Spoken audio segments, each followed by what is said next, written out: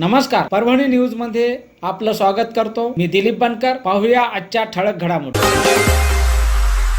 जरी आम्ही सत्तेत नसलो तरी सर्वसामान्य जनतेची नाळ आम्हाला माहिती आहे. सर्वसामान्याच्या अडचणी काय आहेत, आम्ही कोणत्या टोकापर्यंत जाऊन सर्वसामान्यांचे काम करतो याबद्दल आम्हाला विश्वास होता.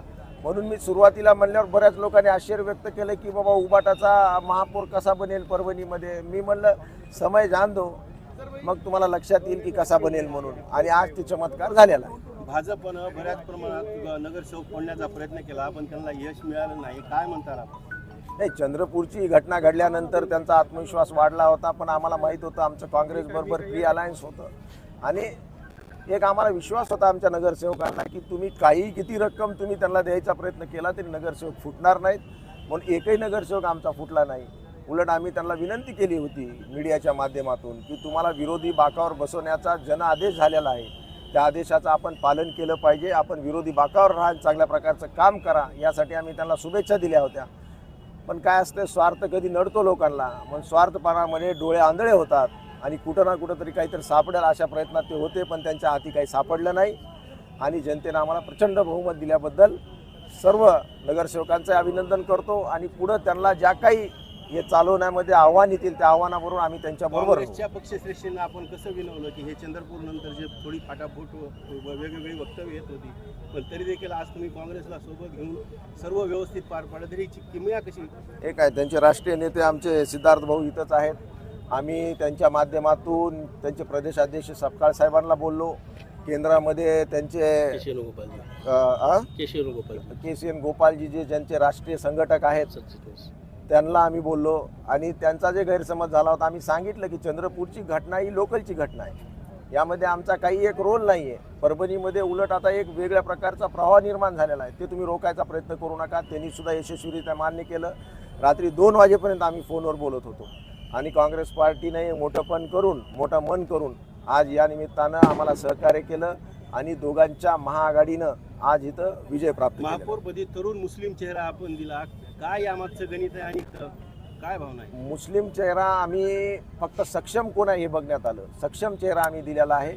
या परभणी शहरातून जातीवाद नष्ट करून विकासाची गंगा आणण्याच्या संदर्भामध्ये आम्ही प्रयत्न करणार आहोत. आणि शेवटी तुम्ही जसे म्हणले की बा जातीय व्यवस्थासुद्धा किंवा एक स्टेबल राहावी, यासाठी पुढच्या वेळेस आम्ही निश्चितच हिंदू महापौरसुद्धा देण्याचा प्रयत्न करू. आपण छत्रपती संभाजीनगर पाहिलं, मुंबई पाहिलं की मुस्लिम नगरसेवक एकीकडे दिसत होते, हिंदू नगरसेवक. पण इथं जी किमी आहे की हिंदू मुस्लिम एकत्र दिसले, त्याचं काय विषय म्हणतात? सर्व धर्म समभाव ज्याला म्हणलं जातं, ज्याला आपला देश संपूर्ण जगामध्ये प्रचलित आहे, ते खऱ्या अर्थानं परभणीमध्ये सुरुवात झालेली आहे. जातीपातीच्या राजकारणापासून आम्ही सुरुवातीपासून कोसो मैल दूर आहेत. आणि आज हे सिद्ध केले आम्ही की तुम्ही जर काम करणार असाल तर जातीबद्दल द्वेष निर्माण करून तुम्ही सत्ता प्राप्त करू शकत नाही, तर तुम्ही लोकांचे प्रश्न सोडून सुद्धा सत्ता प्राप्त करू शकता. हे आज परत एकदा सिद्ध झालं. भाजपच्या हिंदू मुस्लिम राजकारणाला हा चेकमेट आहे का? 100% हा चेकमेट आहे. आणि यानंतरच्या काळामध्ये सुद्धा अशाच परभणीचा विकास होईल. सर्व जाती धर्माच्या लोकांना घेऊन जाण्याचा प्रयत्न केला जाईल. आज सुद्धा तुम्ही पाहता 25 नगरसेवकामध्ये आमचे हिंदू नगरसेवक सुद्धा आहेत, मुस्लिम जवळपास 12-13 आहेत, हिंदू जवळपास 10 आहेत, दलित चेहरेसुद्धा आमच्याकडे सक्षम चेहरे आहेत. म्हणून सर्व धर्माच्या युवकांना आणि युवकांची टीम आज आमच्याकडे जमा झालेली आहे. या युवकांच्या टीमबरोबर घेऊन आम्ही एक वेगळ्या प्रकारचा विचार या समाजाला 100% करणार आहे. शिवसेनेचे आनंद भरोसे यांनी राहुल पाटील आमदारावर टीका केली की राहुल पाटील नसून राहुल खान आहे. आता त्याला लक्षात आलं पाहिजे की राहुल कोण आहे. हा त्याला स्वप्नात सुद्धा मीच दिसतोय. म्हणून किती वेळेस पराजय व्हायचं आणि काय बोलायचं ह्याला काही मर्यादा राहिलेली नाही. म्हणून आम्ही मर्यादा सोडून वागणारे माणसं नाही, आम्ही मर्यादात बोलणारे लोक आहेत. आणि भविष्यातही असल्या गोष्टीकडे आम्ही लक्ष देत नाहीत. आम्ही काम करून दाखवणारे माणसं आहेत. कित्येक लोक म्हणले इथं येऊन की आम्ही दत्तक घेतो, मोठे मोठे हेलिकॉप्टर आले, मोठे मोठे नेते आले. पण परभणीच्या जनतेनं आम्हावर विश्वास ठेवलेला आहे आणि कामावरच आम्ही विश्वास ठेवतो.